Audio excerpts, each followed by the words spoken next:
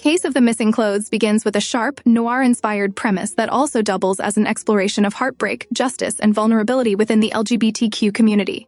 We meet Detective Riley, whose weariness and boredom in her office establish her as a woman hardened by experience.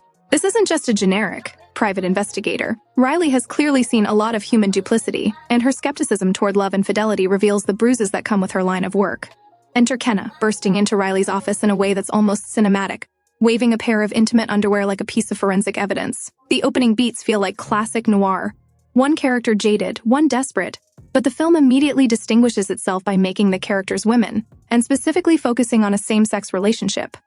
Kenna's frantic plea for help and Riley's deadpan cheating spouse line hint at how normalized infidelity investigations are for Riley, but also how rare it is for someone to be so vulnerable about it. When Riley takes the case and goes out to investigate Kenna's wife, the film plays with a familiar detective trope, staking out a motel for incriminating evidence. But the emotional stakes are refreshingly different. Instead of centering on a jealous husband or a femme fatale, it's two women navigating betrayal, heartbreak, and longing. This shift reflects an important aspect of LGBTQ culture. While queer people experience the same betrayals and heartbreaks as heterosexuals, their stories have historically been left out of mainstream genres like detective fiction or noir. Case of the Missing Clothes gives us a lesbian detective and a lesbian client and allows their pain and agency to fill the screen without caricature. The motel scene, where Riley captures the incriminating photos, underscores the professional detachment Riley has developed.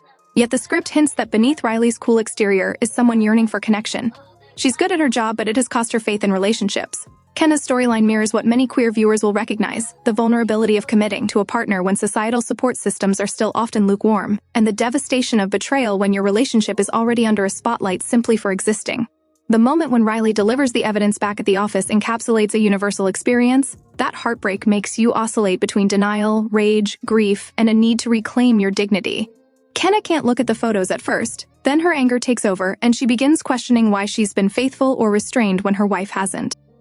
This scene becomes a microcosm of how many LGBTQ people navigate breakups or infidelity, sometimes under the weight of societal prejudice. There's a sense of being on trial for even existing, so when a betrayal happens, it can feel doubly shattering. When Kenna, in her grief and spite, makes a move toward Riley, the film pivots again, this time into the complex territory of finding solace where you can, and the thin line between comfort and self-destruction. It's critical to read this not as salacious but as a deeply human moment. Two adults, both marked by cynicism, allowing themselves a brief connection that blurs the line between professional and personal.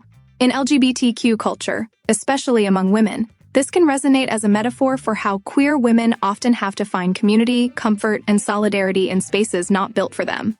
It also reflects the vulnerability of women who feel invisible or taken for granted and the temptation to reach for validation even if it's messy. This doesn't glorify infidelity or rebound relationships, but rather illuminates the emotional complexity behind them. Lesbians relate to a story like Case of the Missing Clothes because it speaks to multiple truths at once: the pain of betrayal within a queer relationship, the resilience of queer women who take matters into their own hands, and the way new connections can bloom even in the ashes of heartbreak. For women in general, regardless of orientation, the story resonates as a portrait of betrayal, dignity, and the search for agency after being wronged. Many women have experienced the frustration of being underestimated, the pain of discovering a partner's infidelity, or the urge to reclaim power after being humiliated. The film universalizes these experiences while remaining rooted in its LGBTQ setting, showing that queer women's lives are as rich and narratively potent as any mainstream story. As for why society hates or at least resists seeing two women in love, the film's subtext offers clues. The very fact that Kenna's heartbreak and sexual agency are centered can feel radical, because for so long lesbian desire has been either invisible or fetishized. When two women are depicted as falling into each other's arms or even just holding hands in mainstream media, it can provoke discomfort in audiences who've been taught to view heterosexuality as the default.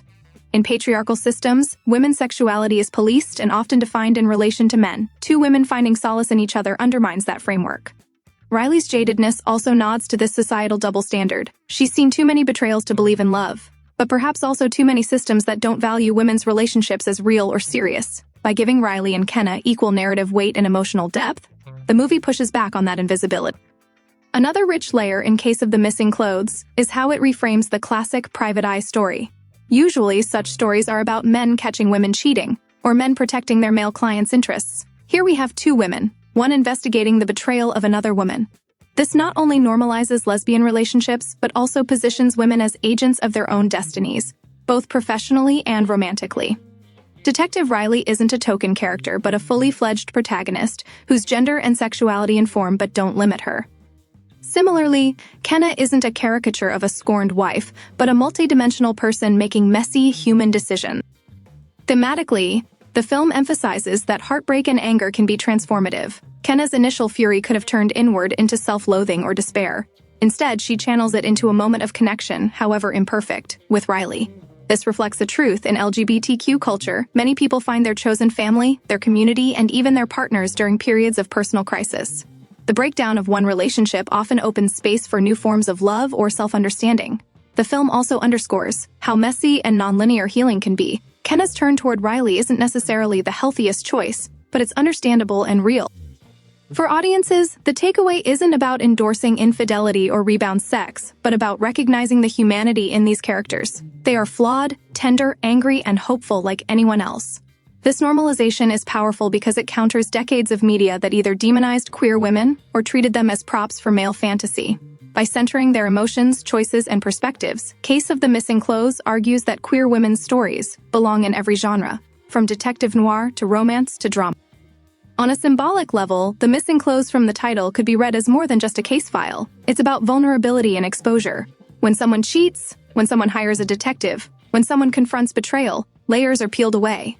What's left is raw humanity, stripped of pretense. Riley and Kenna both shed their protective exteriors in different ways over the course of the story. Riley, the hardened PI, glimpses the possibility of hope or connection. Kenna, the wronged spouse, discovers her own agency and capacity for desire beyond the confines of her marriage.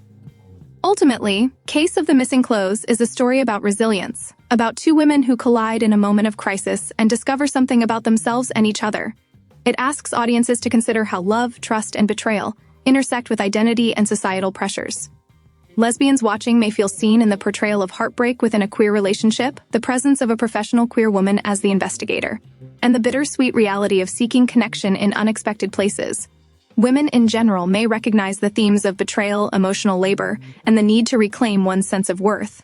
And for audiences conditioned to be uncomfortable with two women in love or solidarity, the film serves as a gentle but firm challenge. These stories are as worthy, nuanced, and compelling as any heterosexual narrative. In telling Riley and Kenna's story with depth, humor, and noir flair, Case of the Missing Clothes becomes more than just a detective plot.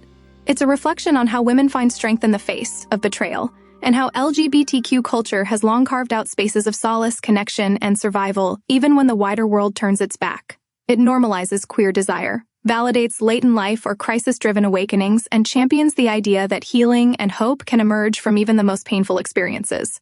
The film thus answers its own unspoken question. Why do people hate seeing two girls in love? Because it disrupts the status quo. And why do we need films like this? Because they replace that discomfort with empathy, making space for a fuller, richer understanding of women's lives. In the end, Riley's glimmer of hope and Kenna's act of reclaiming her dignity resonate as affirmations that love, though complicated, is still possible, and that better representation can change the way society sees two women, not as an anomaly, but as a normal, powerful, and enduring part of the human experience.